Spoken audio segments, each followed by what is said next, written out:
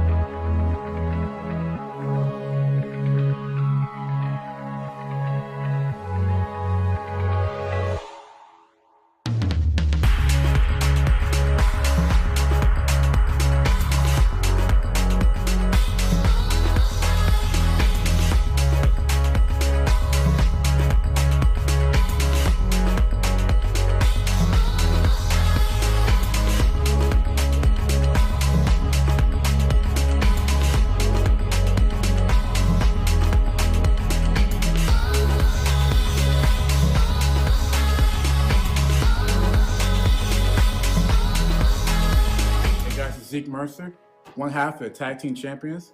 I'm here to tell you that if you want to be a champion, if you want to survive this thing, wear your freaking mask, okay?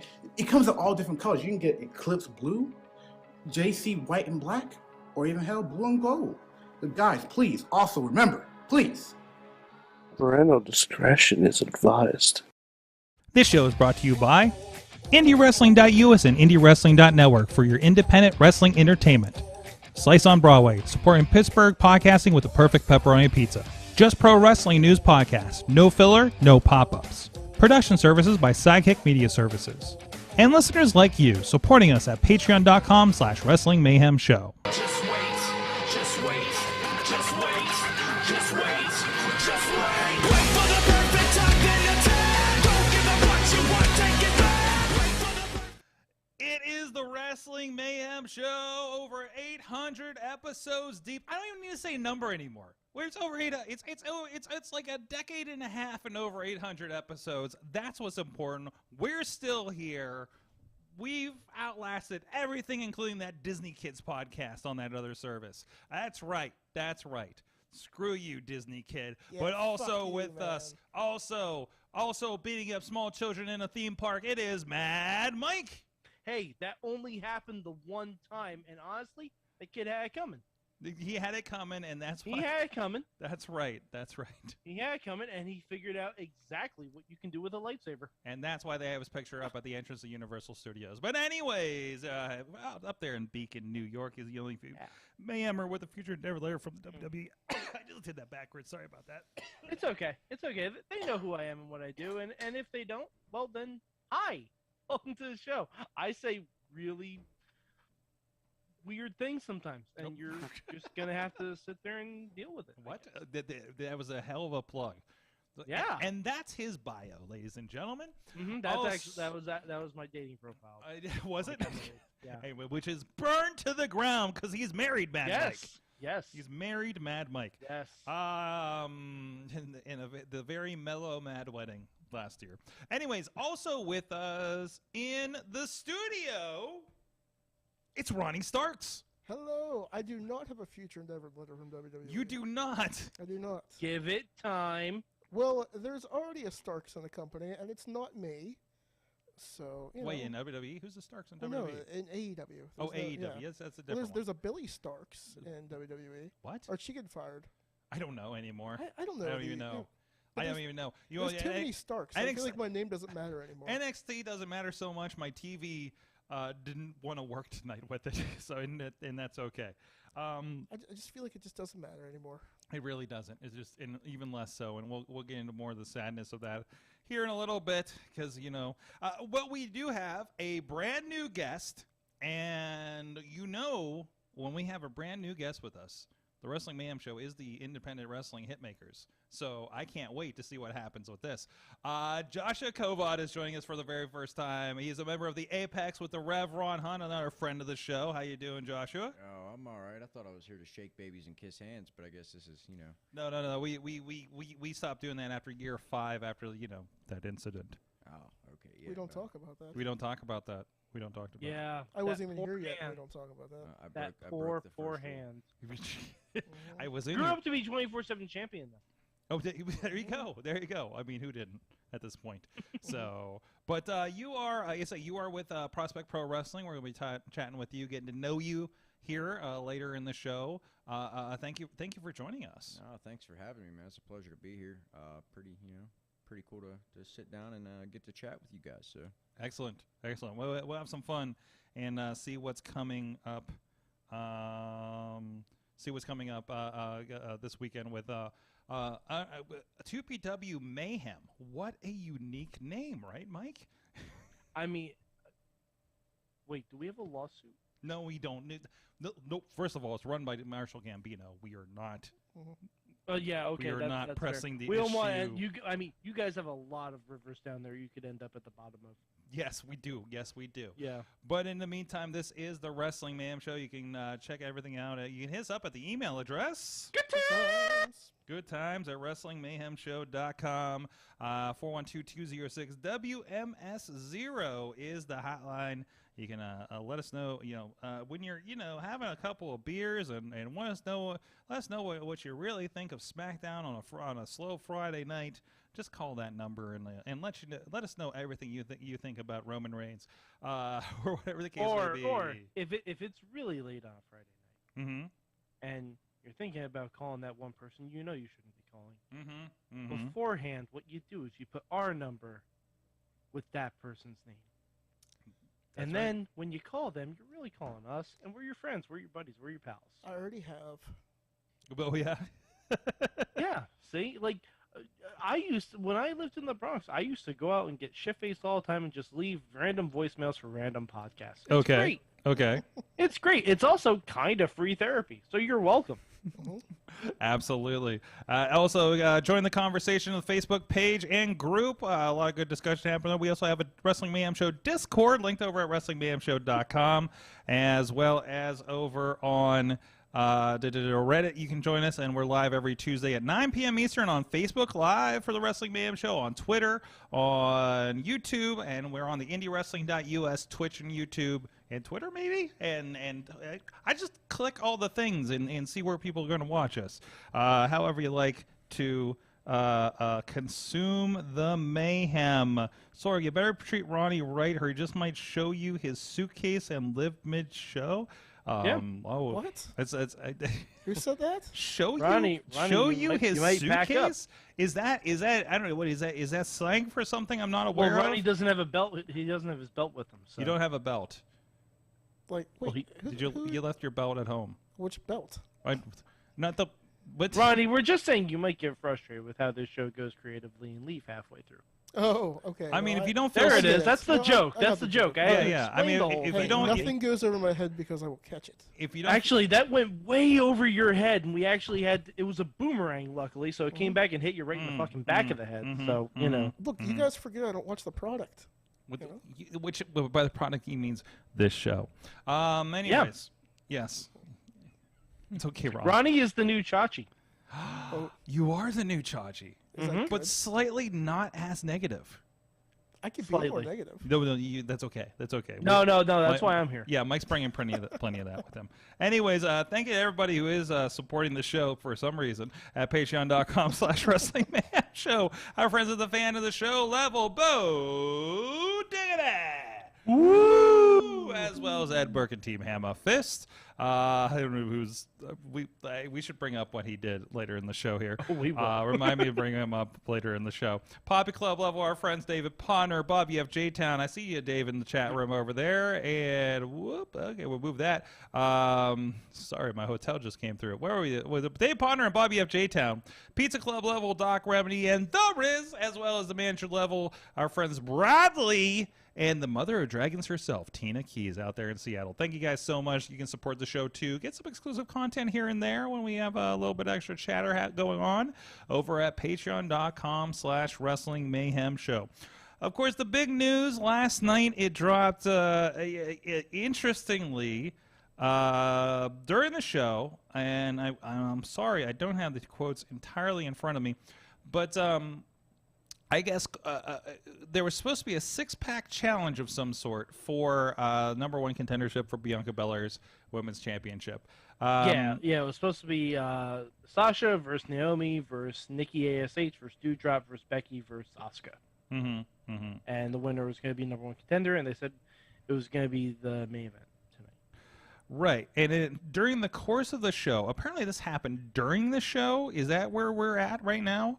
That's what it seems like. Okay, so during the show itself, it was announced that Sasha and Naomi, the current women's, former now? I don't know. Current. We'll say current. Well, we'll say current until we hear anything else. Yeah, until we hear anything different, I suppose. They had supposedly left unprofessionally left the arena, and it was mentioned by Corey Graves a couple of times during the show. I tuned in late where some guy named Ezekiel was wrestling, so I was not up on what was going on. That's Elias's brother. I understand that's Elias's brother, but they kept getting the titles wrong. I don't know. I'm still catching up with everything that's going on there. But anyways, then a statement comes out on Twitter, I think before the end of the show, with Sasha, and I'll just read this verbatim, and if you have not read this thing, and I think there's a lot to read into this kind of thing. There's a lot to read into this kind of thing, and this is I've never seen, and a lot of the journalists are saying too, like they've never seen a statement like from the WWE of this nature. Let's say the official WWE statement on Sasha Banks and Naomi. When Sasha Banks and Naomi arrived at the arena this afternoon, they were informed of their participation in the main event in tonight's Monday Night Raw. During the broadcast, they walked in the WWE head of talent relationships, John Laurinaitis' office, with their suitcases in hand. Oh, that's where you got that from. Placed their tag team championship belts on his desk and walked out.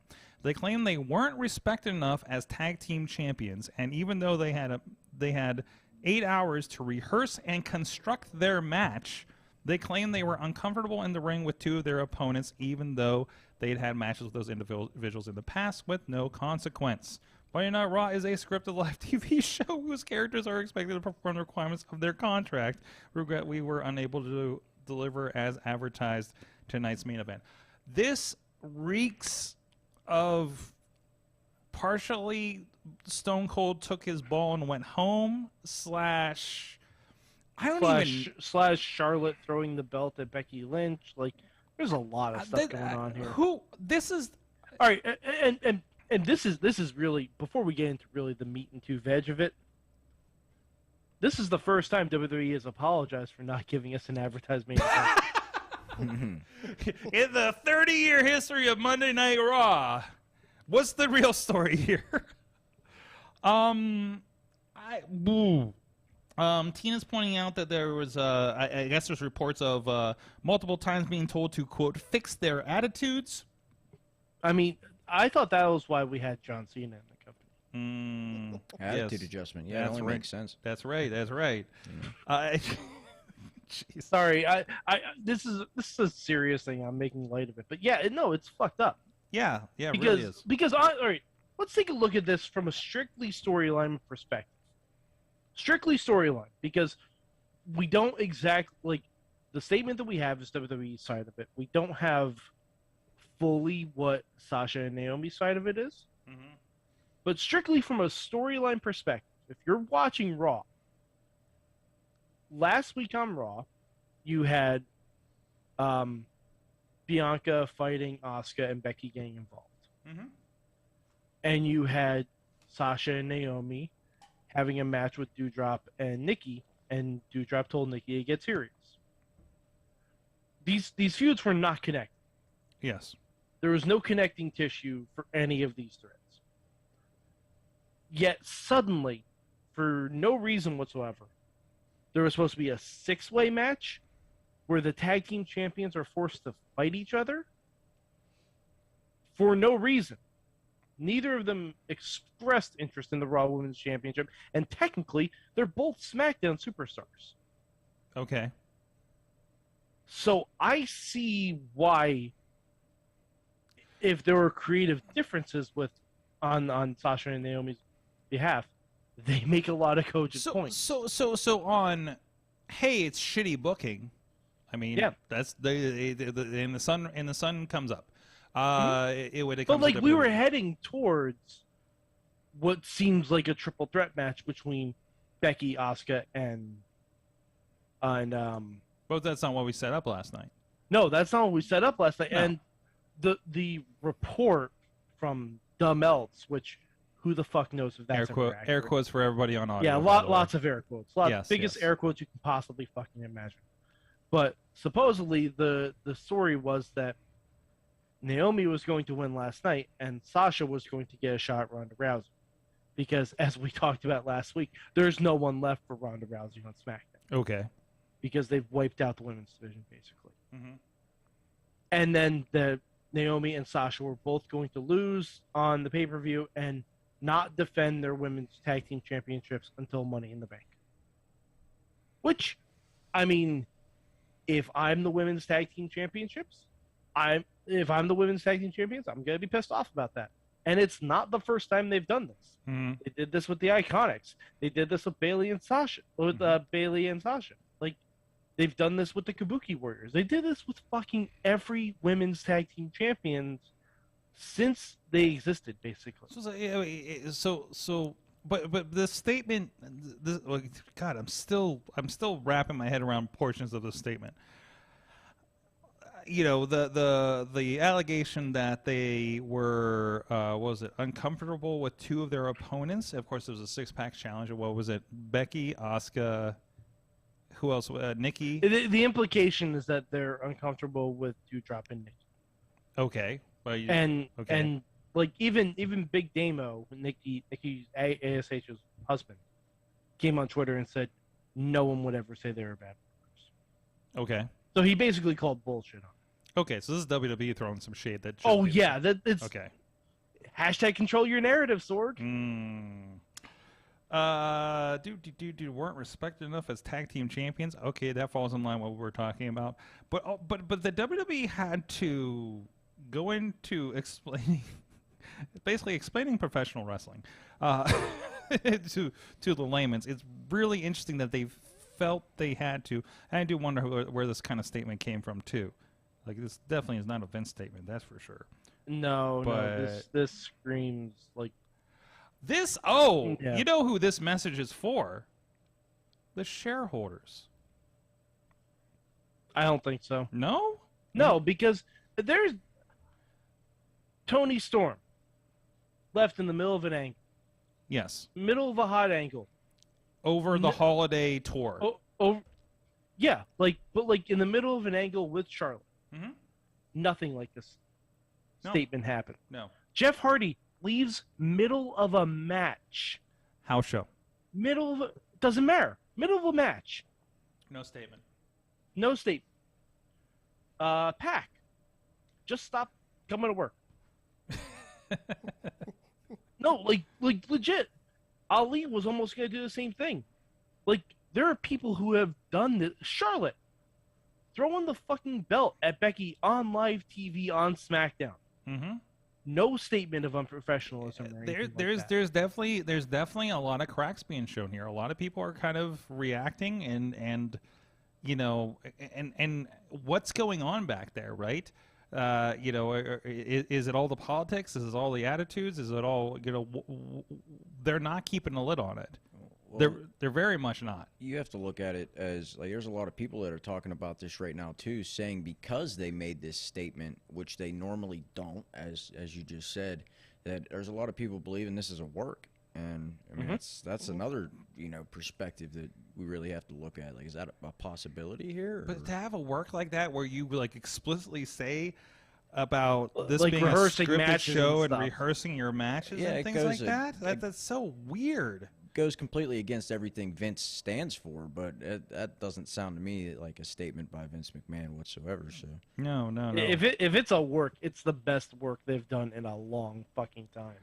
I agree. Yeah.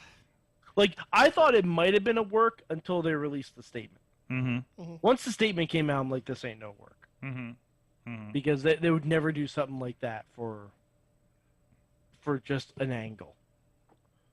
Like, if it was... Because I think they might have had a brief blurb when Austin walked out. Mm-hmm. Like, well, and Tina's pointing out it's gotten so big where E! News is now covering it. Yeah. I mean, that's the thing. When WWE's worked so hard to have all their Hall of Fame announcements come out on Sports Illustrated and everything else, you know, now they're also, when something happens, they're in the tabloids too. So, you know, they got to tread lightly on that kind of stuff.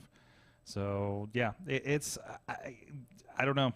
And Tina's also saying that this is nothing new. This happens to African-American women in all industries. Yes. There is that aspect of it. The attitudes. That's kind of what I was trying to drive at a little bit. Yeah. But like, the attitude statement that she brings up, or I think it was her that brought up. You know, yeah, because like, leans towards that. I mean, not for nothing. If you look at WWE, Sasha Banks is probably their most marketable female athlete. Mm-hmm. Over Ronda Rousey. Yeah, I completely agree with that like, statement. Like, Sasha could leave WWE today, go up to Jon Favreau and say, "Hey, Johnny Favs, my schedule just opened up. Let's do a 6-episode series of me and Bo-Katan. What do you say?" Oh my God.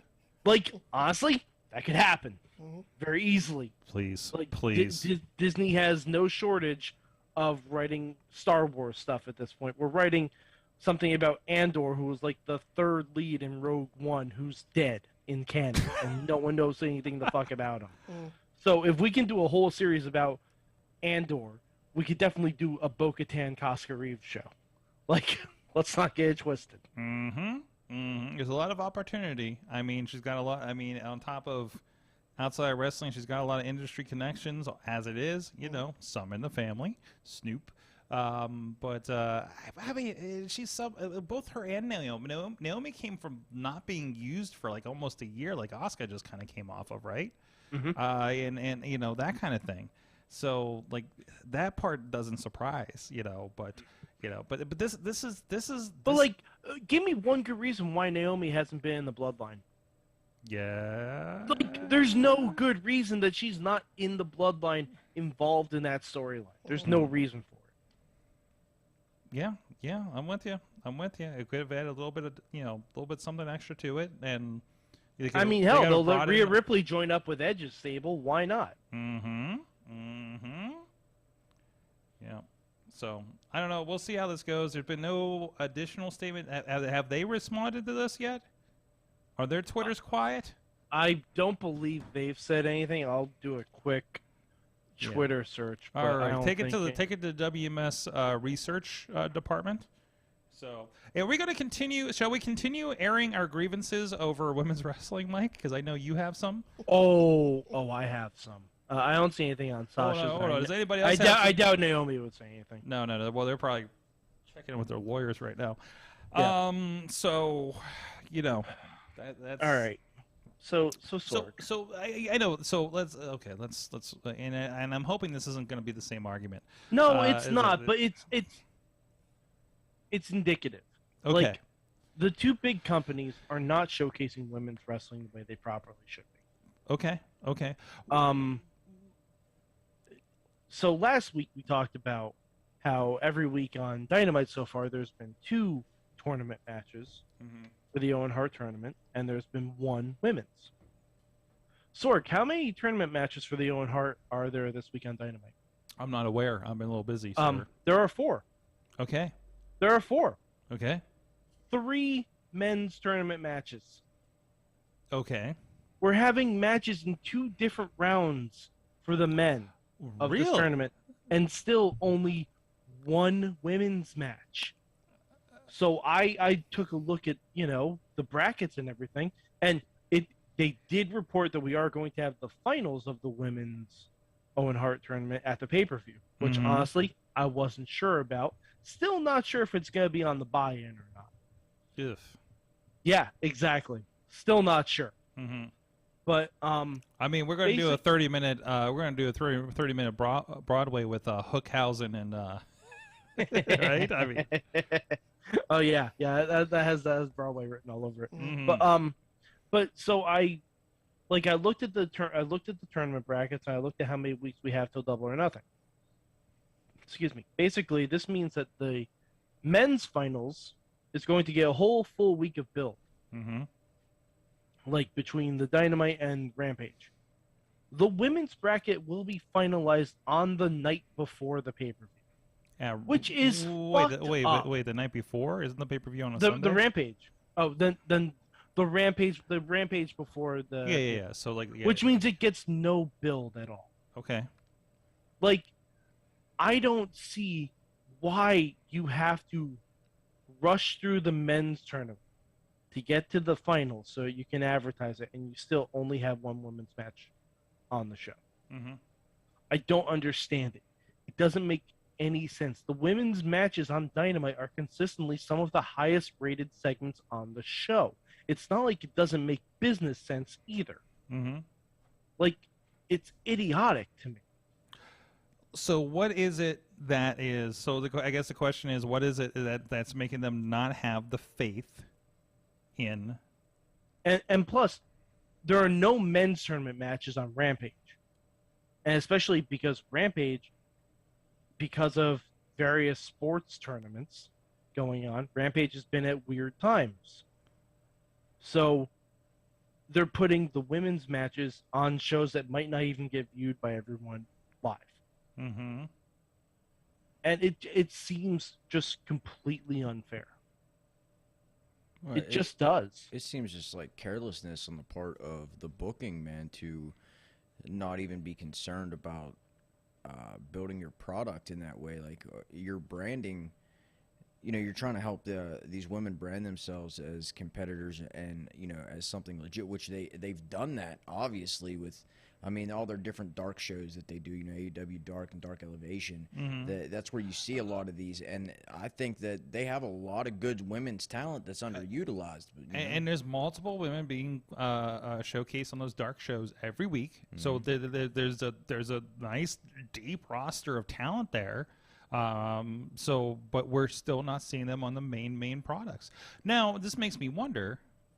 Man, and you're telling me that in unequivocally, like they are the highest some of the highest rated segments. Absolutely. Right. I mean, Britt's hot. I would say Jay Cargill's hot. Some of the other ones.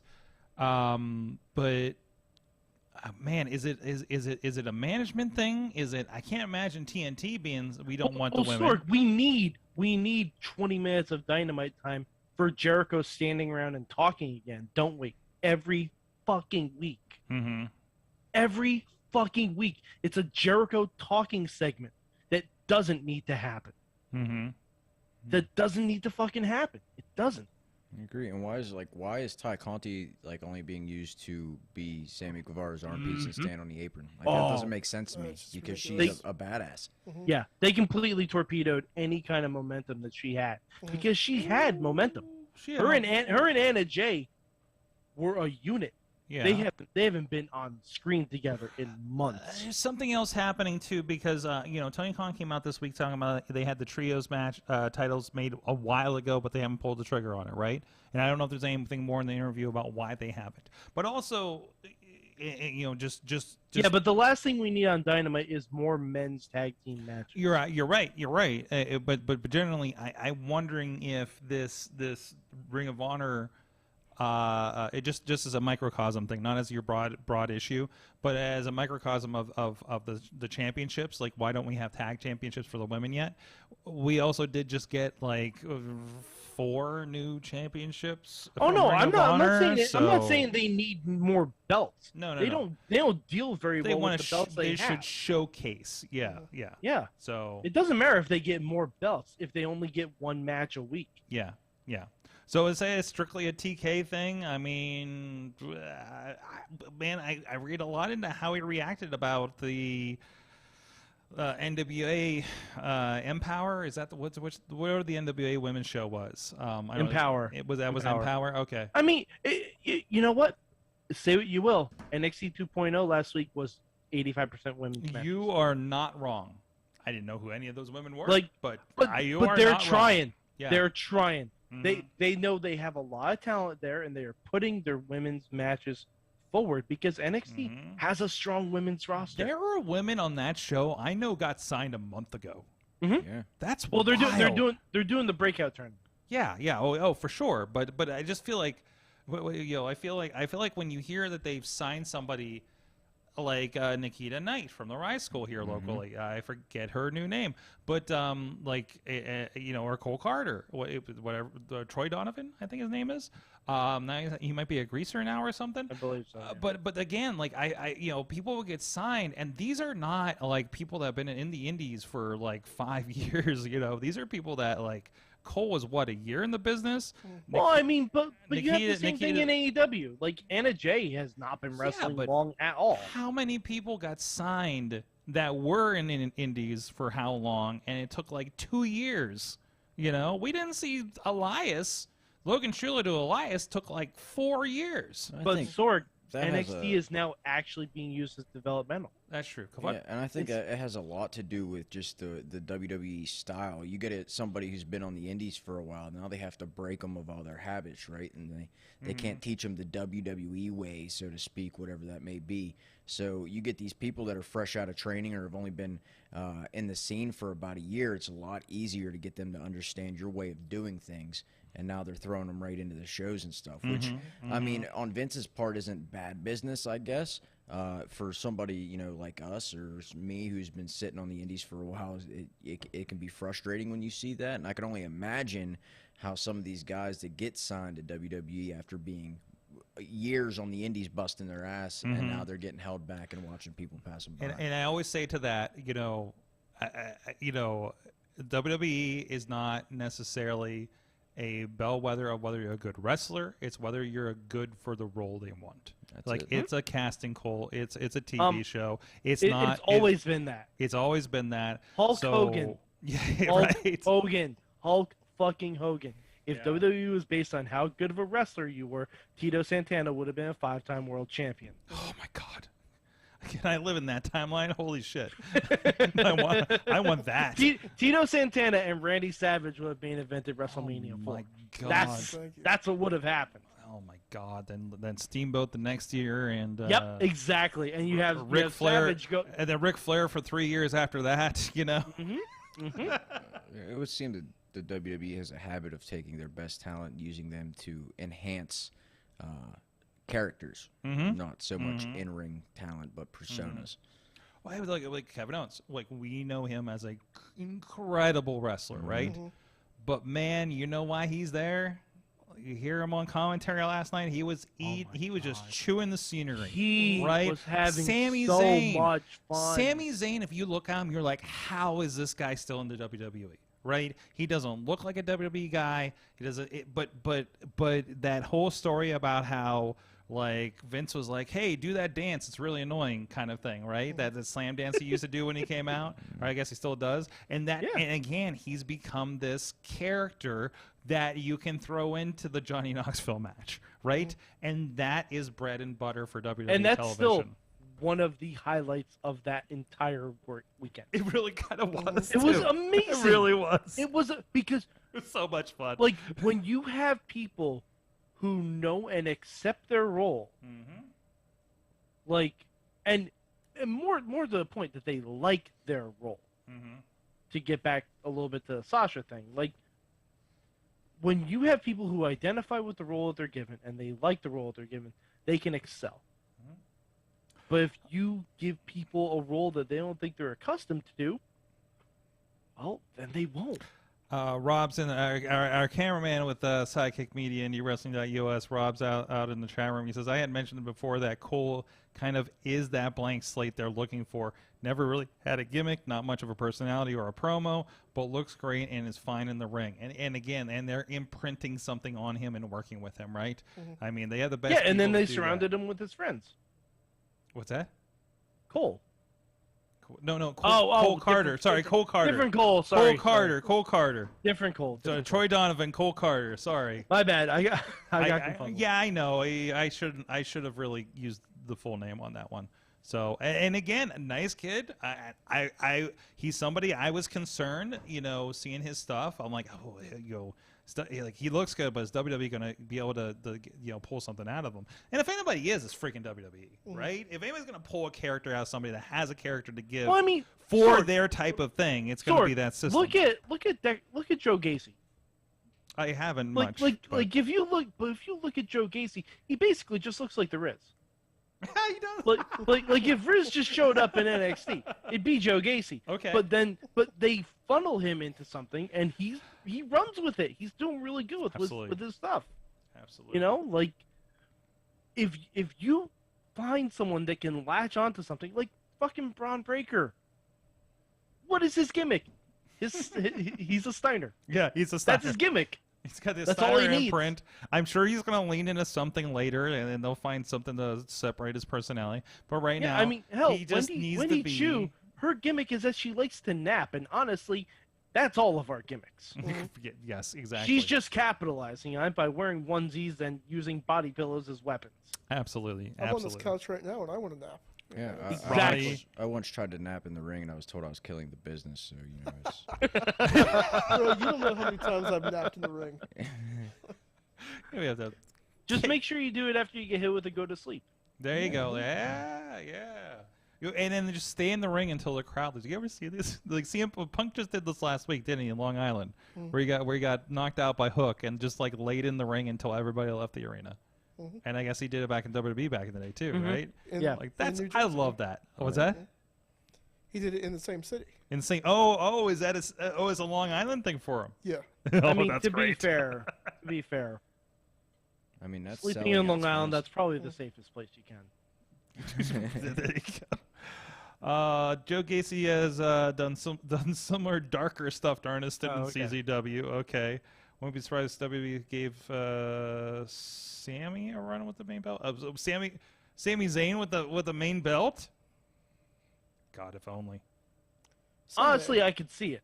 I mean, I could see it. Even if he did something along the lines of what they did with the Intercontinental, right, where he just kind of weaseled out of, what did he get it from, Bobby Lashley or something at the time? Yeah.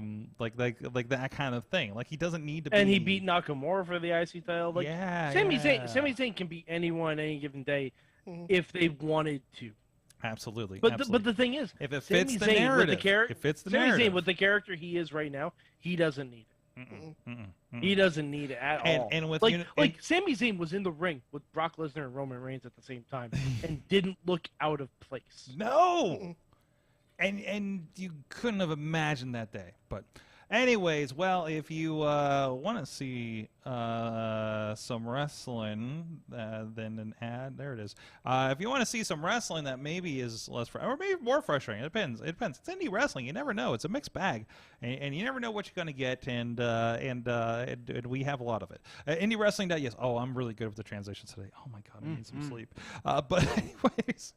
IndyWrestling.us featuring our friends Renegade Wrestling Alliance just had a great show this past weekend. I've not been spoiled on the end of that show, but I understand it was very, very interesting talking to one of my videographers today. Looking forward to edit that one. Hopefully I can get it in over the weekend. And our friends at Rise Wrestling also had a fantastic show, headlined by Pretty Boy Smooth against the Violent Gentleman Victor Benjamin. Very good match. Would be coming up, I believe, in probably about the next day on the network and on VOD. And also our friends this week, we're going to talk about Mr. Kavad here about 2PW's Mayhem. And of course, you can check out the last. We actually just dropped the trailer for 2PW's Forsaken, the April show. If you want to catch up, now is the time before you get your tickets for 2PW this weekend. Catch up on what you've been missing. If you want to catch the VOD, so you can play it on your Vimeo app, wherever you can get that. Or if you want to. Or if you want to hop on the network or the memberships on YouTube for just a couple bucks, you can check out that check out the entire catalog of 2PW Prospect Pro Wrestling on there, as well as our friends Victory Championship Wrestling, featuring the Beastman down in West Virginia, and so much more over the years. A great catalog of over 400 hours over on the IndyWrestling.network, and plenty of stuff, a deep catalog as well of shows, past shows over on the YouTube membership for IndyWrestling.us. Go check it out, IndyWrestling.us. Well, this weekend, of course, we do have the big show, the 2PW's Mayhem, because it's May, right? I would assume. I feel like everybody caught on to that. There's a lot of Mayhem titles going on here. Part of the Mayhem is Sasha Kavad. Yeah. With us today, you are part of the Apex with the Rev Ron Hunt, and you've added a different style to it. I think I said you did a promo with them. You guys turned in a little bit ago, and it felt like a scene out of The Departed. It was a vibe I was getting. Yeah, so, Rev's the talker of the group, I think. What? Who? Rev? What? Yeah, he likes to talk, and he's pretty good at it. So we just kind of, let him go and do his thing, and I stand back, shut up, and look mean. But being part of the Apex has really been a key part in some of my growth recently, and I think it's cool that I have got to bring a little bit different style to the group with the high flying and stuff.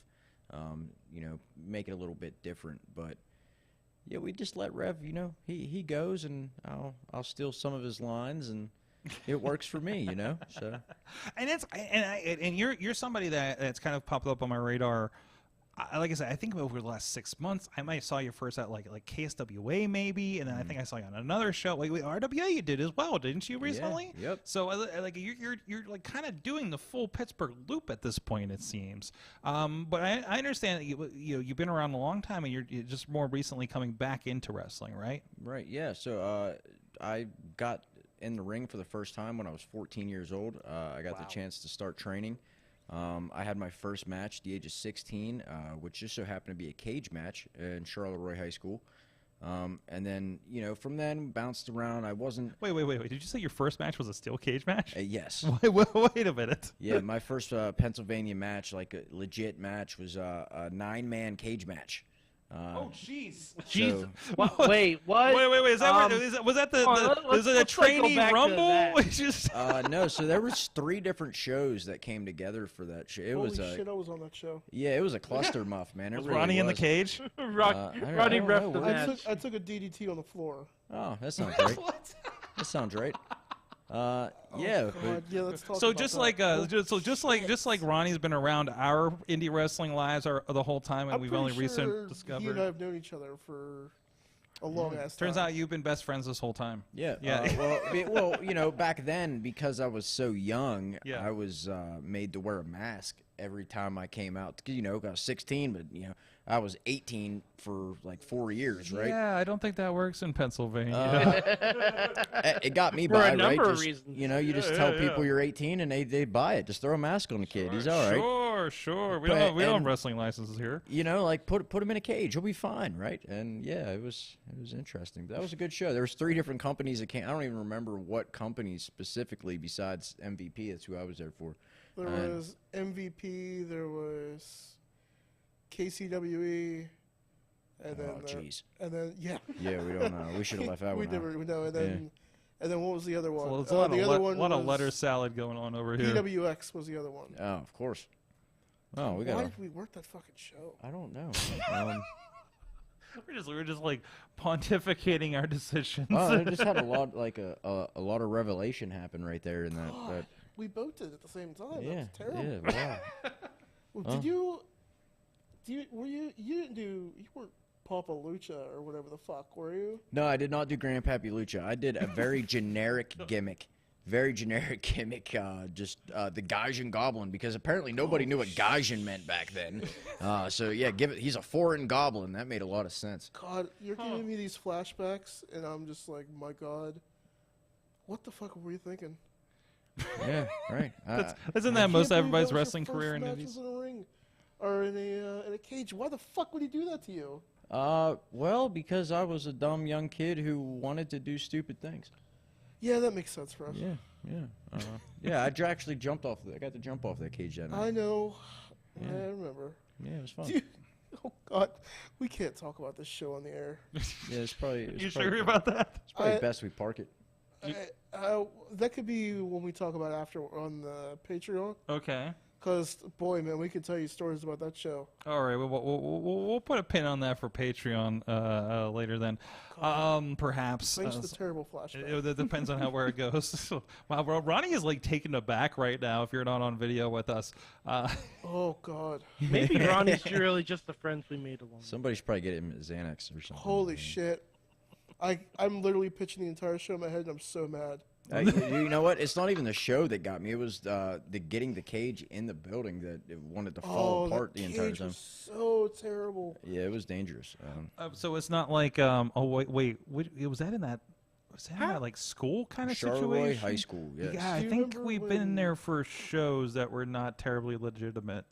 How do you win a 9-person cage? Oh, nobody won. Okay, yeah. Not the fans didn't even win. Okay, okay, shit, man, fuck. Oh, I'm so mad right now. Do you remember Shane Valentine when he was in the PWX Oh my God, thing? I remember him. And Part of, yeah. the cage, because he was doing modeling stuff back then. Okay. So he got in the cage, and the cage cut his stomach when he was getting in the cage. No. And he went in the back, and he was fucking bitched up a storm. He's like, I have a modeling gig tomorrow, and this fucking cage made me bleed. Do you remember him going back there bitching about that? I mean, the cage was falling apart. It doesn't surprise me. You know? Holy shit. Yeah, it Some of the things we do in indie wrestling, you know. You gave me a terrible flashback, bro. I'm like having PTSD over this fucking show. I'm not paying for your therapy, Ronnie. So. Well, the truth, Ronnie, when you're feeling low, just call the hotline. That's right. Yes. You better like listen to the hotline message later because I'm just gonna be like 412-206-WMS0. It's Ronnie Stark's. Sorg, I really think we just need to get like a still shot of Ronnie's face when he realized. That right there. There it is. Take that picture. Take that picture. There Burn it it is. into your mind and the internet right now. holy shit. What year? We need that to be a 2009? gift like the Ziggy what the fuck gift. 2010. Like 2010. Fuck. Yeah. We Yeah. made some really bad decisions in 2010. I'd made probably a lot more than you, man. I so- mean, who didn't make bad decisions Oh. in 2010? Wow, I can't believe we did that show. We're still on this. Well, anyways, you're doing much better please. now. right. What was the name of the company? I want to see if it's It's on not Cage important. Match. There's no way it's on Cage Match. I want don't to see. think it's I gonna have, be. No, I no, have no, to no, see no. now. No, these were like. No, you're not gonna find this anywhere. No. man. You I- never know. I remember. Oh fuck. I don't think like this was even like back then. These shows, I don't even think they were filming them. They were just like No. throwing something together. No. This is a Patreon thing. 'cause I got so I'm much not I even wanna sure talk if about. it was in the commission. Anyway, Oh, no, it wasn't. And Ronnie, or I'm sorry, Tina sent me the picture of Ronnie. That's disappointment. that is. Well, I'll send that to you so you can make it your profile picture. I And will. and, All right. Holy shit. and Team Amethyst says that face needs to be a sticker, which now might happen. Well, keep an eye out to fulllygimmick.com. I remember the guy who ran the show didn't want to pay a lot of people who showed up either. We can't. Okay, we got. Okay, we're moving on. Yeah. Wait, hey, you know who's actually, I think, paying everybody in the locker room?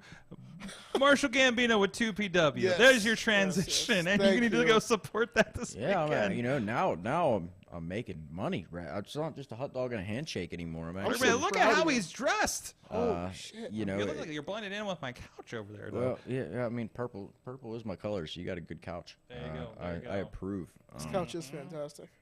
Yeah, but you know, making a little headway now, doing something different, really buckling down, taking myself seriously as a product, and really trying to brand myself and put myself out there as somebody who would be, essential to have on your roster, right? And I've been able to get some eyes on me through the help of others. You know, I can't take credit for all that. If it wasn't for other people saying, hey, you know, check his kid out, I wouldn't be where I'm at. And, so yeah, it's been really cool to get the RWA. I was a kid at 16 when their first couple shows. I was a manager and security and anything under the sun. I remember breaking up a fight with Virgil and him trying to smack me with a chair, and I had to tell him I was 15. Virgil don't give a fuck. You know, so there was moments like that, and being able to go back there after all these years. And be able to, tell like Dr. Feelbad and them like, hey man, you remember me, and he does, which is really crazy. Dude, if Feelbad's got this, like, he doesn't seem like he should have a steel trap mind like that, but he really does. Yeah, he and he remembers, and to be able to everything to come full circle like that, to be able to come back and to be able to really work and actually be what I mean. I wouldn't say I'm the greatest worker in the world, but I'd say, I got something to give, right? I got something to offer. And given that opportunity at 2PW, because I didn't know Marshall from Adam, man. I just showed up one day and helped out, with the ring, which is something that, hey, newer guys coming up in the business, take a tip. You want a booking? Show up and help. Help with the Yes. ring. Show up, meet some people, shake some hands. Don't expect nothing, and just show up and help. And it's going to get some eyes on you. And that's something that happened with me with Marshall. It also got me a booking out at Eclipse Wrestling, and it was just something that really got some eyes on me. And for Marshall to give me the opportunity to come in and to be able to do something there was really cool. And that's where actually I got to meet, like, you guys. So that was, Absolutely. I had seen you on so many shows, and then, like, editing or in person, and we're like, hey, I remember this guy from over here, and you were popping up. So you feel like somebody that's definitely to watch out for. And now to see you, and I presume just from being around 2PW, that was the opportunity to kind of start rolling in with the Rev and everything, too, right? Well, I networked with AJ for a while, and he got Rev's eyes on me, and I was able to go out to, like I said, Eclipse and just do a little dark match out there, just so they could see I wasn't just all talk. And then through working at 2PW, that's where I started to build a bond with Rev, and we were able to do, to really start getting involved with each other and working together. So yeah, there's a lot of credit to that as well for being able to, to get in a tight knit group like that. So. Well, you have this weekend interesting challenge, and actually, there's actually a picture of if we wouldn't mind reaching behind you to the middle behind the couch there. You notice there's a little. I mean, they're frequent guests here on the show. Do you want me to do an impression there you of go. their opponent? What was that? Okay, I can sure. do a It's Corey a sexy impression. called of dudes. I mean, there's a lot more than I think you're going to face this Saturday on that picture. But there you go. Ronnie, what are you going to do here? I can do a Corey impression if you want. Okay. Hey guys, this Saturday. Actually, he doesn't talk with that. Well, he talks really I didn't slow. know if you were doing a Corey or you're doing a sloth impression. No, well, a little of both because he talks really slow. It kind of fits with that, I guess. I'm from the future, and the future says we're gonna beat you guys, but the truth is they're not. I mean, that was pretty spot on impression. Yeah. Especially the end where they're not going to beat us. That was like the best impression you could have had. And the craziest part of this whole thing, when I was reading, when they were putting out like the match announcements and stuff, all I read was like Apex versus STDs, and all I could think about is like, what? Why would they? Why would they do that to me? Like, why ST? I don't want STDs. That's a terrible thing. I'm married. I believe in the covenant of marriage. That's STDs. I can't wrap my head around why. I mean, I can understand why Corey would call himself an STD, but I mean, you're not wrong. If it makes you feel better, we've had them here many times, and I'm pretty sure we're all clean. So I think you're good. Yeah, I'm good. Yeah. I will be getting tested after Saturday. We'll see how that goes. COVID and everything in between, right? So yeah. So just to be safe. Kavad and everything in between. See, now you're crossing some lines, Ronnie. Oh, I thought I was being clever. I'm sorry. I mean, the bad part is we all know Hank Hudson, right? Yeah. Known Hank Hudson. The legendary Hank Hudson. Known Hank Hudson for a very long time, and he's always, really nice to me. We're always, real cool with each other. But just out of nowhere one day, I walk into the locker room, and he wasn't, I don't think he was even thinking. He just looks up and he says, "Hey, COVID." And I looked Hank, and I apologized after the fact, but at the time I felt no sorrow whatsoever. I looked Hank right in the eyes, and I said, "Screw you, Hank," and I walked away. He apologized profusely after that, but yeah. So, COVID and Kavad, I came out with that at probably the wrong time.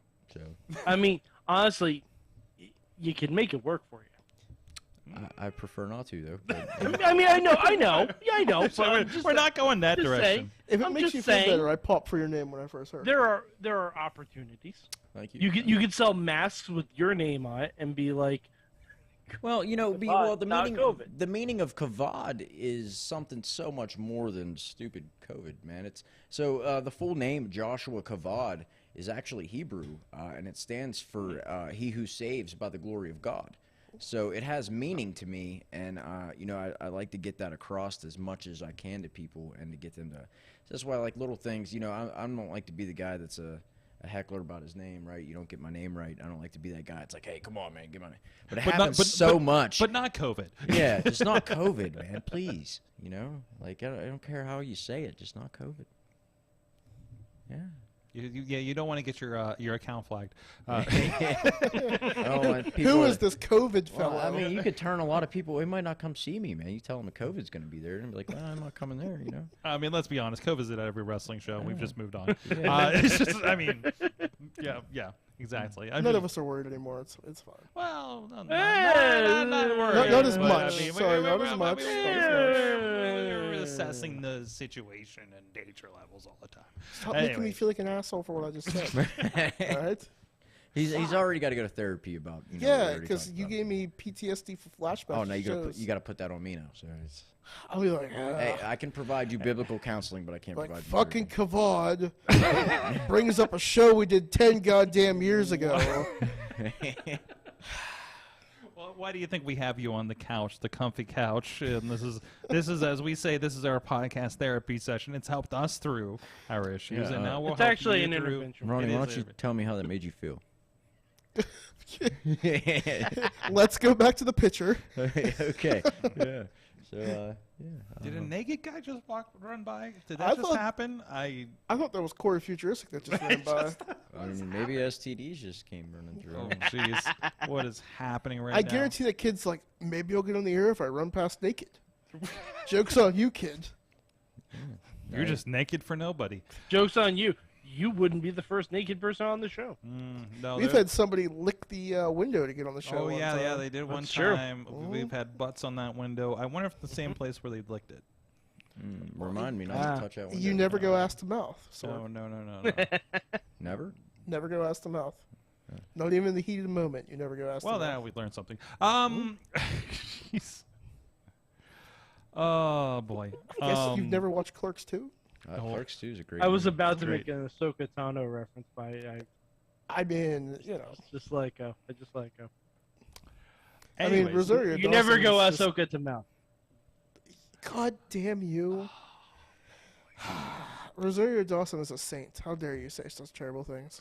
Yeah, but that's one. We're gonna move on from that. Okay. So 2PW Mayhem this Saturday, Worthington Civic Center. Ignore the sign on the way. But other than that, it's a great show, great crew, and a lot of you guys there, but also a lot of younger talent too. That I know. There's Jersey guys. They're spraying cheese whiz in the fans' mouths. I don't know what that's about. What? Talk about the You haven't the old seen brotherly this? love, The brotherly Philly boys. love, Listen, Philly boys? Okay, so this is the bone I got to pick with brotherly love. Last month's show for Shaken, I caught a handful of cheese whiz to the ear. And it took me like a week to get that cheese out of me. I was like dipping French fries in it and stuff, trying to. Like, Is this like the new nacho bullshit thing? I hate cheese whiz now. Like I absolutely hate it. So they have this stuff. I don't know. They talk about whiz facial. I don't know what is. I gotta have a talk with 2PW management because they're getting me in ring with guys These that want freaking to guys. give me whiz facials. Look at this. Yeah, what is that? Guys Are wanna- they- If you want to make sure guys from Philly get as far away from you as possible, just bring a Stanley Cup with you. Are they like the guy from the Goofy movie where it's like the leaning tower of cheese? Something like that, I guess. Yeah, I mean, if it wasn't for the cheese whiz and the fact that they're Philly fans, they would be all right guys. I hate but- them already. I mean, honestly, Cheese Whiz I'm okay with. Philly, nope. Until Sorry, you can't do get it. cheese whiz in your ear and you have to smell it for a week, you will never want cheese whiz again. It's so That's fair. terrible, bro. So That's watch fair. out. I mean, there's a heck of a tag team division there. I mean, It is. It's and they never fail to surprise with who they get together and the matches that are being booked over there. It's always something interesting. Like I mean, for for instance, this Saturday they're gonna have Matt Connard and Jason Gorey. Yeah. That's a match to see. Like I those mean, guys, I saw those guys team up, replacing the Hardy Boys several years ago, actually, when they went back to WWE. Yeah, absolutely. They got a lot of history there. So, and for those at 2PW haven't seen Matt Carter, you're in for a treat there. He's a fantastic. He's been doing some fantastic stuff around the Pittsburgh area, West Virginia. So, good to see him coming to that area too. So, but yeah, you got the STDs, of course. You got Lawless and Order in there. Many configurations happening from time to time. So, like, it really is a hotbed of tag team wrestling in that promotion, isn't it? Yeah, they always there's good competition. There's quite a few teams that I still would like to get in the ring with myself after we get rid of STDs. I guess That's right. That's will eradicate. All right, we got any final words for Chest Flexor and Corey Futuristic for your match this Saturday? Yeah, I'm gonna bring a pair of gloves. Some hand sanitizer. You need a whole hazmat suit for that. Please stay 6 feet away from me. If you don't, you will be met with the wrath of God. Sorry. sorry about your luck, bud. Change your name. Change your name, guys. You should really do that. And the next time you attack the Apex on a promo, make sure you know how to cut it. And let's not talk about golden showers. Don't put me and Rev in line with R. Kelly. I don't mean to disrespect R. Kelly by putting him in line with the STDs, but that's what we're. I think that's apt. I was like, what do you want from me? Everything we know about R. Kelly, I think that's apt. Yeah. All right, and Core Futuristic, your response. Bro. What is this voice? I'm going to do the best I can. But he's like, motherfucker. Oh, can I see that picture? Yeah, take my picture and look at it. I'm going to beat you. I can't even say it straight away because he's not going to beat your ass. What are the STDs? I mean, It stands for sexy talented dudes. Well, it's questionable, but we'll see you Saturday. That's literally how he talks. I'm not even bullshitting. I mean, I'm trying to figure out what accent this is of Ronnie's. I'm kind of doing. I'm thinking. No, hold on. I think you're the quiet guy in a third-tier tag team managed by Jim Cornette in 1987. It's possible. I was actually doing Forrest Gump. Life is like a box of chocolate. Wait, that was your Forrest Gump? Yeah, it was terrible. But we can go with the Jim Cornette thing if you want. Let's go with the Jim Cornette thing because my word, that's not a Forrest Gump. Man, if only Ronnie Starks was alive during Smoky Mountain Wrestling. I would have fucking killed it. And you've been staring at that picture over there. Yeah, for a I little know. bit. I'm kind of, like. He's been staring at it mesmerized. Forever. The best part about the STDs is this picture. Yeah. I mean, they should have just stuck with the Goonies persona. Like this is gold, actually, guys. Yep. Like, well, you know what? I'll take this home with me, Corey. If you need it, you can. Don't come to my house. I fight me for it. This Saturday at 2PW Mayhem, we're in the Civic Center. Sexy, Tickets talented at dudes. Pictures are on the line. ProspectProWrestling.com for ticket information. All right. Well, hey, we want to give a shout out to our friends who've been supporting the show for so long. Slice on Broadway, New York City style. Yins are made, Beachview, Carnegie, East End, and the North Hills. Please go check them out. If you're not in the Pittsburgh area, of course, I know a lot of you are on the West Coast or in between. Please support your fantastic, quality, local, independent pizza provider, just like we like you to support your local, independent, professional wrestling. We're going to take a real quick break, be right back, and I'm going to have a big reveal. What's in the bag, man? If you saw the Twitter earlier today, that New Japan bag, we're going to find out right after this. Come on!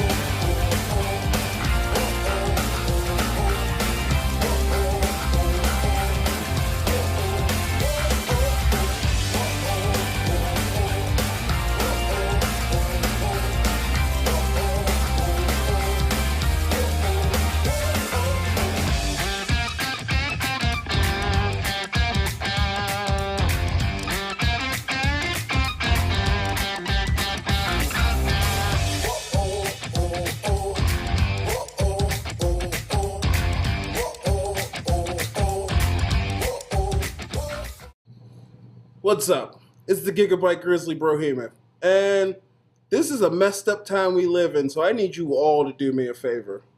Wear your mask. Like this, not like this, or like this, or like this, like this. Wear your mask. It's for your safety and mine. Because if I see you without one, I'm going to pump kick a mask onto your face. Got it?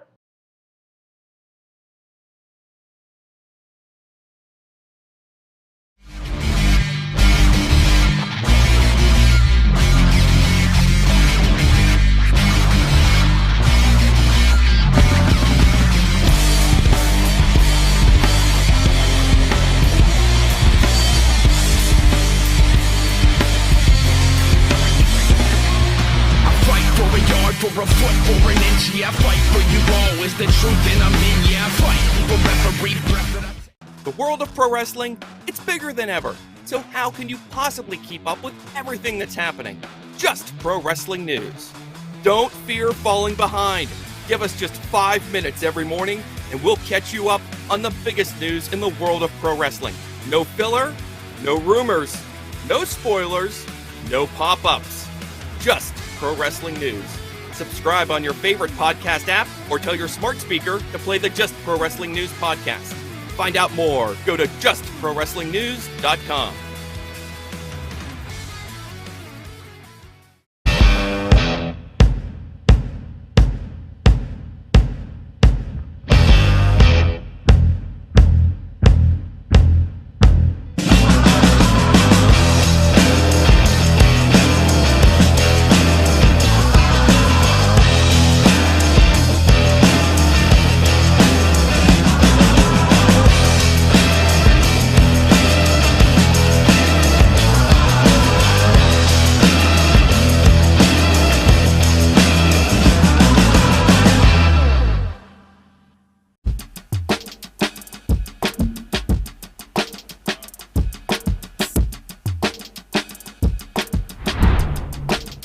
Savon's Legendary Podcast.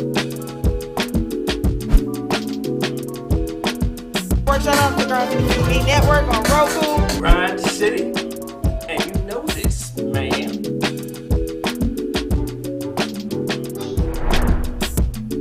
You know what I'm saying? It's like right place, right time, out of nowhere. So what you saying?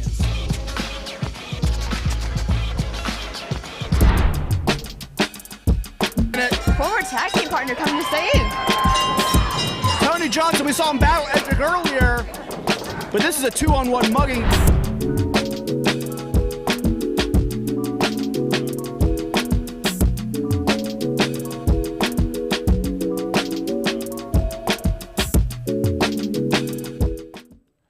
We are back, Wrestling Mayhem show. We got Joshua Kavad here, hanging out in the studio, just chameleoning with the couch. Yeah, just blending. It looks a little blue on the camera, though. I don't know. It's getting weird on my. I don't know. It's Yeah, that color balance kind of situation It's there. like a green screen, but not really. Ronnie Starks, the recently re-scarred Ronnie Starks. There you go. There you go. And of course, oh, Mad Mike's here too. Yeah. Hi. Hey. And Hey. Hi, Mike. Hi. Hello. Hello. Is it me you're looking for? what the hell has just happened? I don't know. Ronnie keeps saying hi. I'm like, we've been on the air for like an hour already. Hi. All right, this is where we pay off all those teases from earlier, and I'm trying to remember all the things we did tease earlier. We say we talk about later. Oh, something's in the bag. What's that? Something's in the What's bag. in the bag? What's in the bag? What's in the bag? Wow, that peaked out. Yeah, so I put this tweet out earlier because I was like, hey, I have a bag of something. So Missy, I guess I should qualify this with Missy worked for New Japan this weekend. She was doing some work behind the scenes with New Japan for the Capital Collision pay-per-view that was on Fight or New Japan World if you're in Japan, for our Japanese listeners. Or Origato? Did I do that right? Mr. Roboto? No. So anyway, so she's working and she had an opportunity to see the merch stands, and there was something special that apparently they had one left, and it was something found in a warehouse somewhere that they didn't even know we had here. And then she had him put in a bag because she was going to the Philly ECW arena the next day. By the way, my wife had the most wrestling weekend ever, and I had 0 wrestling. I want to point that out right now. So it's a nice New Japan bag, and it's got her name on it, and it says Philly because I was waiting for her. And I got back today, of course, and I found myself with this nice anniversary present. There you go. Look at that guy.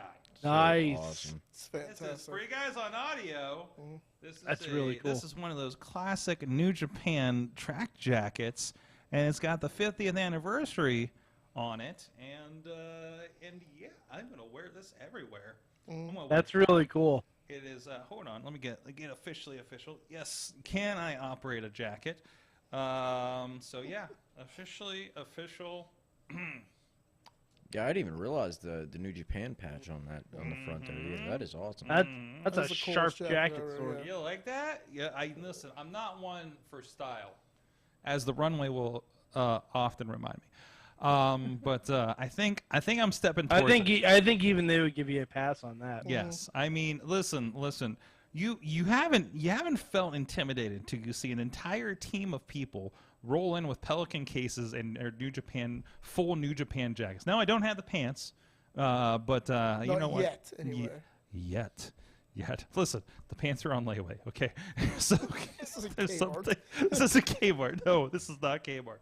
So yeah. So this is going to be the special occasion jacket situation. So I do have tickets to Forbidden Door, so I think that would be a good occasion for it, right? Oh, you know. So yeah, we'll see what happens. I found myself in Chicago that day. So I might just try to find myself in Chicago that day. It's good to find yourself in Chicago on AEW weekends. I understand. It's happened a couple of times to me. But anyways, so she had. I have to share some of her experiences. Because I was getting a lot of messages. Again, I was just living wrestling weekend vicariously through her and through you, Ronnie, and all the crews that were covering the RWA and the Rise shows this past weekend. As I'm just just treading through the mud in Baja and Tennessee. And I just, I think I expressed like some of the texts when we were at WrestleCon. I'll get things like, hey, the Big Show's really tall. Things like that. Hey, I just ran into Heath Slater, like literally ran into Heath Slater. I was like, what are you doing? It just seemed like she went off on a wrestle venture every time she left my site. So then I'm getting these texts on Sunday morning. The show went off without a hitch from the sounds of it. I watched it in Nashville to make sure, if there's any issues, if I could log into equipment and help out where I could. If there was anything that came up, and then I get these texts the next day. As soon as I can find these, there it is, something like that. She's at breakfast apparently in the hotel, and she's like, yeah, so like since Suzuki's just Minoru Suzuki's just like in a baseball cap having breakfast, and she's like and she's like and she has a thing for running into wrestlers. She basically ran into Okada getting eggs at the breakfast bar, things like that, which I love. Matt Clarence says, I just imagine that ending with an exchange in a rainmaker. And on top of that, I don't know if you saw the picture, but apparently Missy got a picture in front of the ECW sign, that that nice mural that they have there. I didn't know it's in the men's room. I didn't know that either until I was not aware of that until I posted. I'm like, Missy's having a great time at ECW Arena. It's her first time out there while I'm out here in the mud. And then Joe Dabrowski's like, she's in the men's room, sir. Interesting. I did see that picture though. That was yes. Awesome. And then the entirety of Will Ospreay in the United Kingdom were taking a picture later that day with that too. Maybe right after. Maybe they were spotting for her. I don't know. But partner says spanning the world. They were just in D.C. It's like 4 hours away from you. D.C. is only 4 hours away from here? I thought it was further. Why don't we go to D.C. more often? I think we need I to. think DC is terrible. As a city or Traffic-wise. Oh yeah, it's pretty bad. No, traffic definitely wise. as a city as well. Like, I mean, have you ever like spent time in DC? No, like drive through like the Ocean City, near Maryland. the Smithsonian and stuff like Yeah, that. no, it's but yeah. terrible. I don't. Our nation's capital is like a mess. I don't like it down there. Like, Yeah, at all. yeah. Well, yeah. I hear the city is pretty bad. Yeah. So yeah, it's pretty. But it is nice to go down by the monuments. You're gonna branch out more to further locations. Like first there's Dollywood, and we talked a lot about Dollywood on Awesome Cast earlier tonight because that's where I was yesterday. That was pretty great.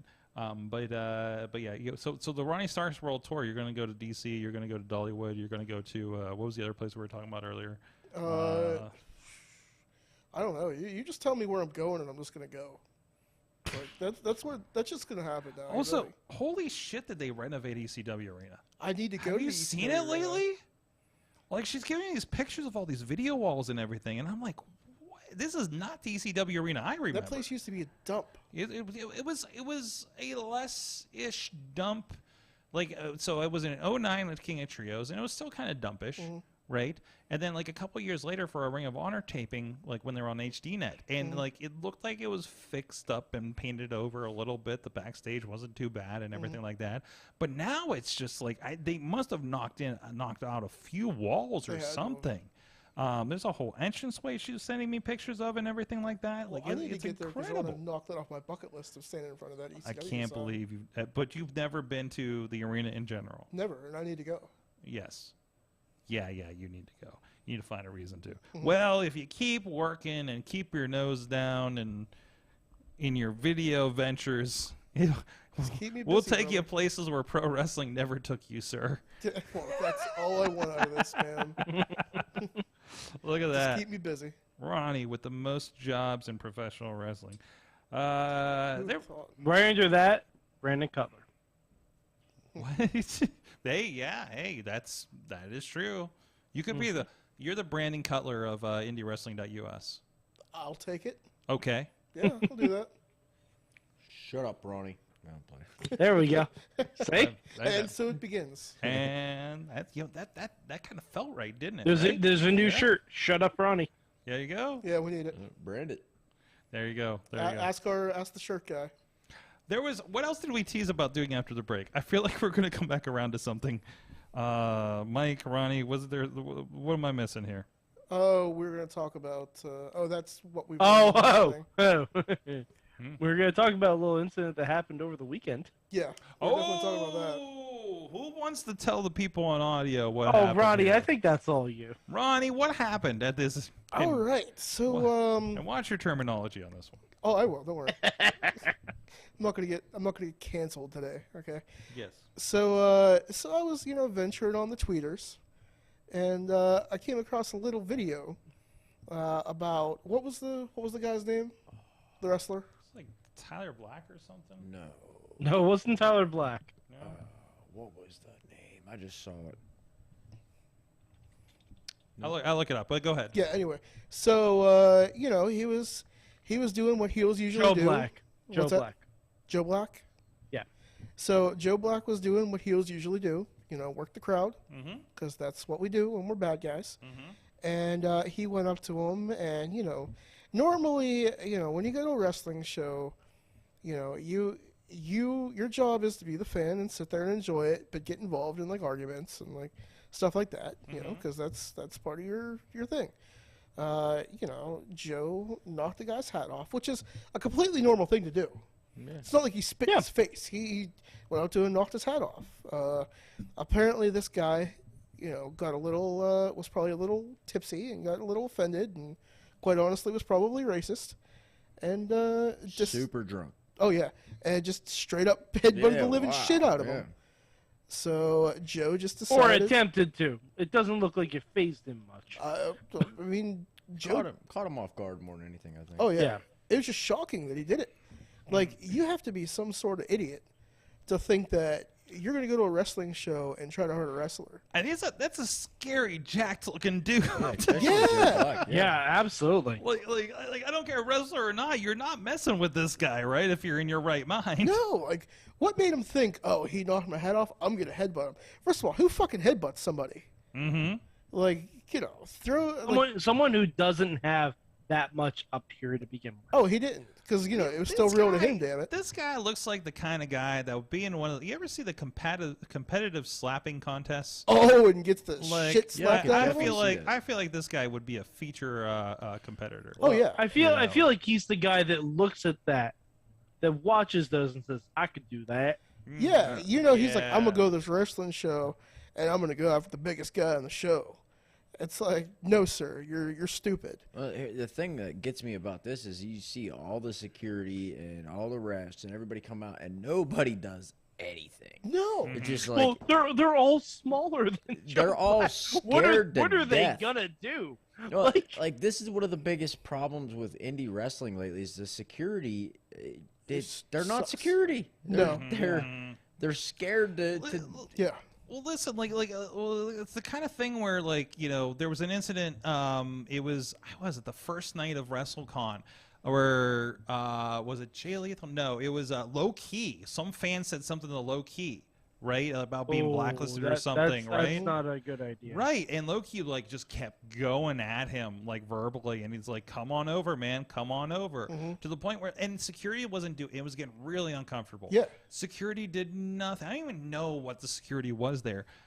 Freaking the guy from High Spots had to go and remove the fan. Yeah, right. It's just wait a minute. What are we doing here? Is there? What I wonder, was there security?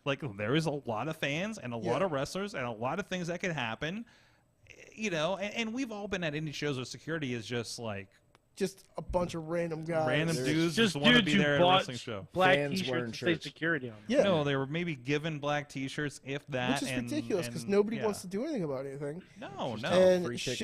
And you can see clearly in that video, the one security guy just walked past the camera, looked at the camera, and kept walking.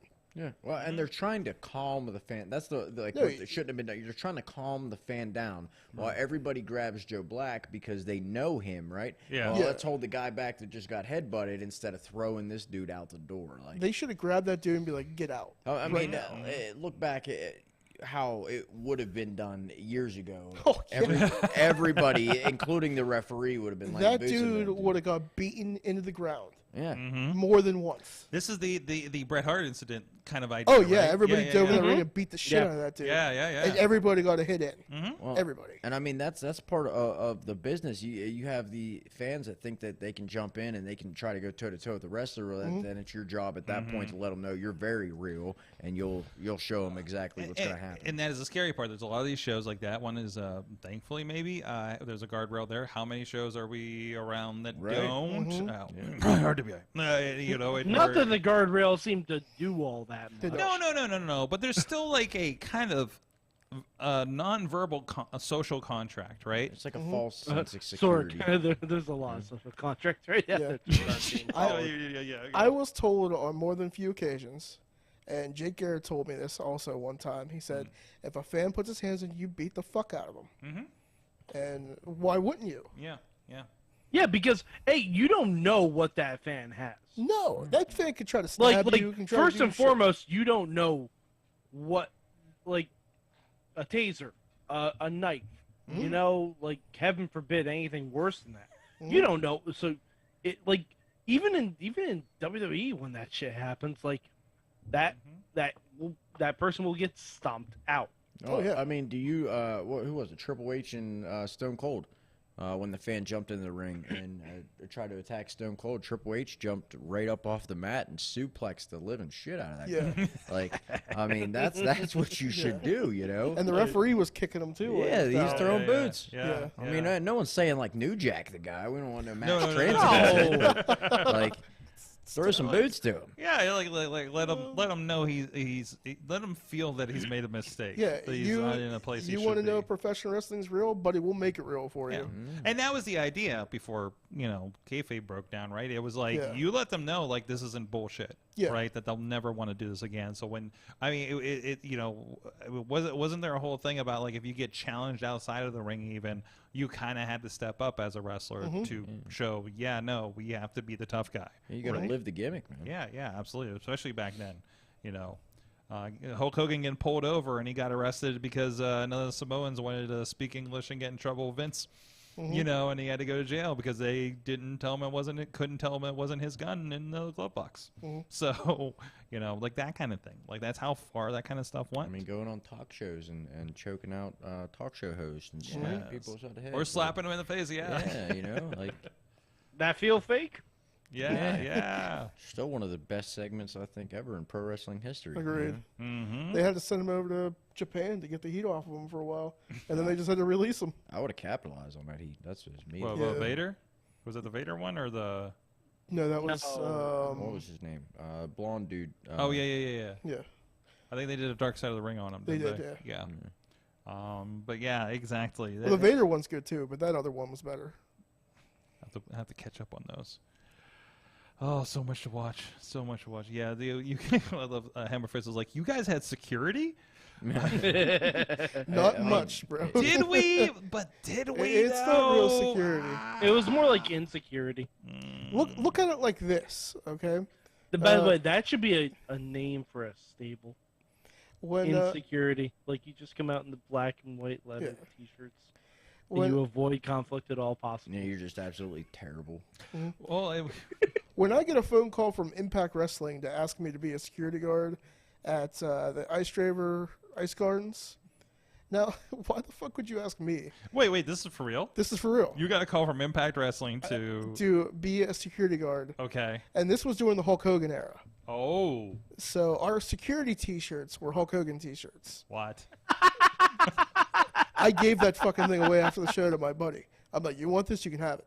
So yeah, this was during the Hulk Hogan era when Matt Hardy was there and he had the dreads, and he got pissed off and he left because Jarrett didn't pay him the money he asked him. Yo, there was so much drama at that show. It was ridiculous. But yeah, so wasn't that a house show? Yeah. What the hell? Yeah. Okay. Wow, there's a lot to unpack was that the one that like every indie in the area outdrew them? Yes. Because like two were running up the street from them. Yes. At the same time as Impact Wrestling. Yeah. And nobody cared. Nobody cared. Nobody cared. It was bad. Yeah, they're like, oh, and here's your security shirts. They were those stupid ass Hulk Hogan T-shirts that looked like they were. Well, what was that big fighting brand shirt back in the day that everybody liked? Tap Out or something or Affliction. No, Affliction yeah, shirts. Affliction, Yeah. Oh So- yeah, I remember those. And I'm like, remember oh, the Hogan ones. it was the stupidest fucking shirt. I'm like, Yeah. that's great. Yeah. So Hogan, afterwards, I just Hogan went hard into that design. Yeah. What a piece of shit. So you mean to tell me next time I'm at like a wrestling event, I can't identify security? Just look for the Hulkamaniacs, brother. Yeah, pretty much. Yeah. Like, Yeah. why would you ask a guy that's 5'6" to come be a security on your show?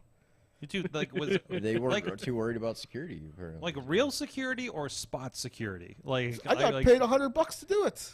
Oh, so you actually got paid? Yeah. Okay, so. And I had a conversation with Mickey James. I thought you said you never got paid in wrestling. Oh, Impact paid me. I've got punched in the face for way less, man. So that's great. It's like I got paid. I had a good conversation with Mickey James, and I talked to D'Lo Brown for an hour and a half. Oh, well, now D'Lo's actually really cool. Now dude, I'm so, jealous. Yeah. Now I'm jealous. Jeez. Yeah, that's awesome. But besides a Hulk Hogan shirt. No, I don't fucking have that. I gave that piece of shit away. I mean, I really Were they the black and white ones that they would give away for free in those grab bags? in my mind they're blue. No, they're black and gold, and Okay. it looked distressed, and it was just a piece of shit. Look, distress. Yeah. And this is the perfect example of why that era of Impact Wrestling was the reason why they didn't have any money later to do these they're Twitch too- shows for nothing or Too whatever worried that about era. making Hulk Hogan Affliction shirts and then giving them away to security because they couldn't sell them. They were too busy paying me $100 to be there, brother. Yeah. Hot Somebody, dog in a hundo, brother. jeez, Probably one of the highest paid on the roster that day. more than Matt Hardy, right? He was pissed because I got paid and he didn't. So, yeah. That's a story for the history books, man. We just need a segment where like Ronnie just like recalls some fucked up wrestling story from the years past. Oh, I can. Because I mean, we can make a whole podcast series. Oh, about we that, we man. can do a segment called "It's Been a Journey, Man," with Ronnie Starks. Ronnie, tell me something fucked up right now. Oh, Jesus Christ. Put 'em on the spot. Oh, That doesn't involve Hulk Hogan. No, I hate Hogan so much. Wait, did you actually interact with Hogan or No, anything? he didn't even show up. No, of course. No, why would he show up for a house show? Okay, When he was okay. too busy collecting all their fucking money. He sent his on T-shirts. television. Ain't that enough? That's right. That's right. People were so excited about it. They're like, oh, Hulk Hogan T-shirts. Oh, this is so great. No, Hogan almost killed the fucking company back then. Oh, I mean, you know, All right. kind of. So, fucked up story. We could talk about the Virgil incident. Oh, what? Wait, okay, I gotta hear this one now. We all got Virgil stories. Okay, this is the best. This is one of the most ridiculous things because I had to work Virgil. And I was doing the show in Ohio, and the promoter, it was a Comic-Con. They put the ring in the Comic-Con, and we got all these press badges and shit like that. And so the promoter's like, hey, so Virgil's going to manage you and your group in this match, but you have to treat him like the $1 Million Man treated him back in the 80s and 90s. Oh. Oh, yeah. Wait. What? Oh, yeah. Are you allowed to name drop this promoter? No, I probably shouldn't. That's not a great notion. No. And so Virgil's like, oh, yeah, brother, it's going to be great. And I'm like, And Virgil's like down with it. He's like, yeah, man, just. well, He here's got the breadsticks. Yeah, he did. That marinara meat sauce, brother. When you're there, you're family. But yeah, and here's the kicker. I had to hold Virgil's money the entire day. Oh, this is that story. It's this story. Okay, you didn't tell me this other part of the story. Yeah, so I had to carry Virgil's money the entire show. So you really were treating like the more $1 Million. Yeah, so because the promoter didn't want him to, get his money and just say, fuck this show, I'm out. Mm-hmm. So I held his money the entire fucking time, and Virgil's like, you got my money, right? You got my money. You got my money. I'm like, yeah, bro, I have your money. I said, I'll give you your money when we're done with the spot. He's like, I got a good idea for the spot, brother. He's like, I'm going to put my bags by the door, and I'm going to go out with you, and we're going to do this whole thing, and you're going to, point me in the chest and say shit, and I'm just going to get fed up. I'm going to put you in the $1 Million Dream, brother, and I'm going to take the money out of your pocket, and I'm going to walk the fuck away. I'm like, whatever, bro. Whatever you want to do, man. So it went down like that. He put me in the $1 Million Dream. Like he didn't do it softly. He just straight up tried to choke me out. And I'm like, bro, wrestling's a work, my man. Like you're choking me. He's like, no, brother, I'm not choking you that hard. You're good. hard. Just sell it, brother. You're good. So I'm like, fuck, bro. So he puts me in it, and I'm sitting there, and I'm trying not to laugh.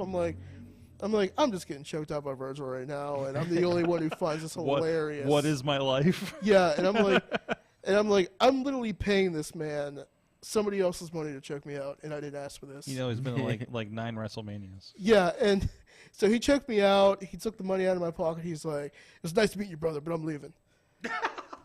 So he walked out the door with the money, and that was it. Wow. And I got to the locker room like, you motherfuckers really did this to me today. I'm like, this is unreal. He didn't charge you an extra fee to put his hands around your neck? I don't even think I got paid for that. No. Yeah, wow. Nope, I didn't get paid for that show. Well, you should have took a cut. And I was in the main event too. I mean, it wasn't an Impact Wrestling choice, so Hey, we can't all get paid $100 for a Hulk Hogan T-shirt. And yeah, right. I mean, I feel like anybody who's ever met Virgil or been on a show with him has a Virgil story. We all have Virgil stories, bro. Every single one of us. At the age of, I think I was 16, RWA, Honky Tonk Man and Virgil were both in the upstairs, which is now not a locker room anymore, right? It used to be the locker room. Mm-hmm. And on the stage, yeah. Yeah, and I remember Honky Tonk telling me, hey, kid, you're with me. Just make sure I always have a beer in my hand, right? So I'm running beers up and down the steps all night to Honky Tonk. That sounds all right. They put me in that spot with Virgil, which I said about earlier, and he get out there, and I just to break it up, and he tries to smack me with a chair. Well, he's, drinking beers, him and Honky Tonk Man, whatever, and then the night comes, and me and a few other people physically watched him. He hugged a girl, and sly as can be, man, took the necklace right off of her neck and slid it in his pocket. and walked away. He fucking would. Like, I didn't know what, did that just happen? Like, and the girl's dad, I think it was her dad, who knows, it's Wes Newton, chased him down, like, was threatening to beat him up and stuff, but he rolled. Like, chick's necklace, took it right off her neck. Like, sly, man. Like, he's Did good. he give it back there, or did he just keep it? No, he kept that thing, man. This is Virgil. He didn't give that back. That's his necklace, man. Come on. And then, all right, here's another fucked up story that isn't a Virgil story. Okay. My first day at IWC. Okay. I did the Legend show. Down in Franklin? At that high school? Yeah. Do you remember when the whole Coco Beware incident? Yeah, I remember I remember something of an incident, yes. All right, so Coco Beware, it literally took him, I'm going to say, about 25 minutes to come By out the of way, the ring. this show is up on YouTube if you want to watch it. All right. Yeah, we're just like, what the fuck are we waiting? Oh, that's when the Genius was just like doing poems. Lonnie Poffo just a and big we're just, promo. you're just going on about stuff. And I was like, oh, this is cool. He's just doing stuff off the top of his head. Yeah, it He's was really taking a long time with this. What's going on? I'm ringside filming this thing, by the way. I don't want to say what the issue was or anything like that, you Mm-hmm. know, but you know, there was a thing going on, and he wasn't coming out. Yeah, You know? yeah. So they're just like, yo, you're the ref. You need to get the fuck out there and just figure something out. We're gonna send Lonnie Poffo out. So Lonnie Poffo did like a 20-minute promo. Talked about Andre the Giant. Talked about Hogan. Talked about everybody. All off the top of his head. It was It was really good kind because of Lonnie impressive. Poffo was amazing. Oh yeah, like you didn't really kind of care that there's no Coco yet. But so during the match, Lonnie Poffo was outside selling, and Coco Beware and I are in the ring. He starts punching me in the shoulder and trying to like put a knot into my shoulder. And he's like, yeah, cut him out, brother, cut him out. So he just kept hitting me and hit me and hit me. And so I had this big knot in my shoulder. I turned to look at Coco Beware. I'm like, do not fucking touch me again. And he just looked at me like I was an asshole. I'm like, dude, you're fucking hitting me and shit. But then at the end of the whole thing, you know, he went over and he wanted me to put the little bird thing on his head or my head. He's like, put this on, and I'm like, I'm not doing that, dude. And who was Roberts? Was it Roberts that was owning at the time? Chuck Roberts? I'm trying to remember. I don't remember. I think it was the Chuck Roberts era. Okay. Then Chuck just came down, and he's like, I'll put it on my head. Just get out of the ring. I was like, all right. But I was just, holy shit, dude. Like, he was, there was something going on with him in that day. I'll tell you that much. Oh, Ronnie Starks, I don't know, something to the stars. I don't even know. I don't know, man. I had some good experiences with that WC. I'm trying to find the match actually. Find it. I got so mad. Oh no, but we'll figure that out. Anyways, well, on that note, I think it's time to find out what everybody learned from indie wrestling this week. Who would like to go first? I've learned that this is I get the hype. This is a nice jacket. I'm gonna be using this a bit. Jeez, I've learned. I love doing my job more and more every time I do it, Sorg. Yeah, like he's like on Twitter and says, "I got the best job in the world." I was like, "Bro, you just got here." I fucking love you it. know, and I love one of my Jen that was on here a couple weeks ago was liking your tweet too, and she's been at this for about a year. So yeah. Waiting for her to. I want to be sad when she makes her in-ring debut because it means I'm going to lose a videographer, and she's very good at it too. She's cool, dude. Yeah, very very cool. We gotta get all you guys together out in Chicago sometime. I don't know, around an AEW event probably. I have to come. Yeah. To be quite honest. Yeah. So, I just need to go Chicago. I'm taking that weekend off, Sorg. I promise you. You taking it? What? All in or all out? out? I'm all out to in? that.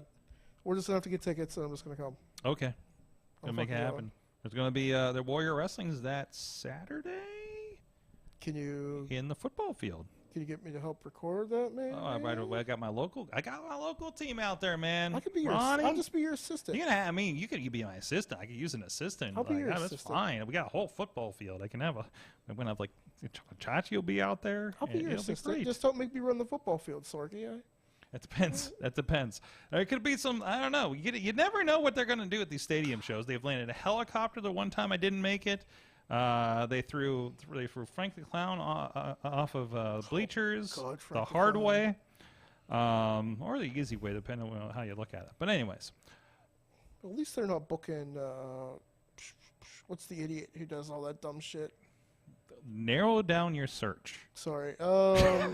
He does it for all his juggalos and jiggalettes. Narrow down your search.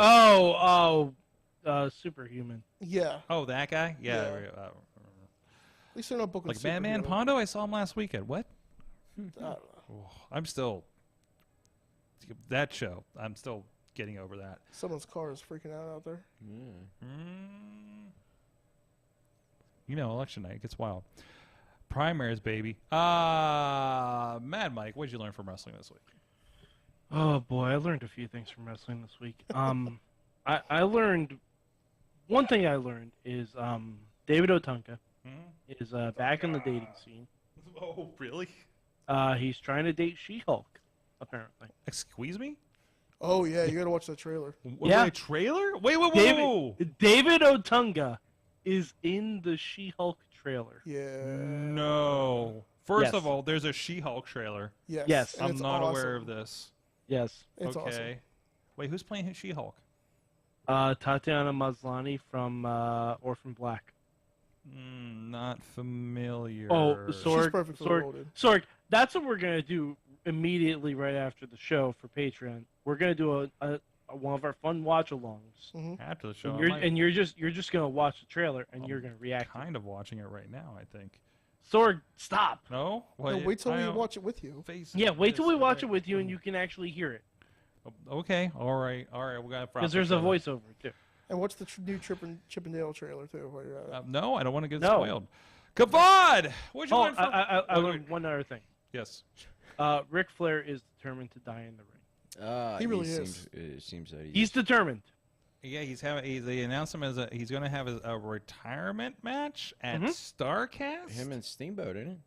Is it? Well, it's a rumor, I thought. Steamboat hasn't confirmed that. Well, I hope he does. I mean, what better way to go? You know, I'm still looking for a way to. I might end up in Nashville. I mean, if I could get Steamboat to wrestle me, I would retire. There you go, dude. I bet he can still go. I bet he can still out wrestle half the people you've had a match with. I'm sure he can out wrestle me. There you go. There you go.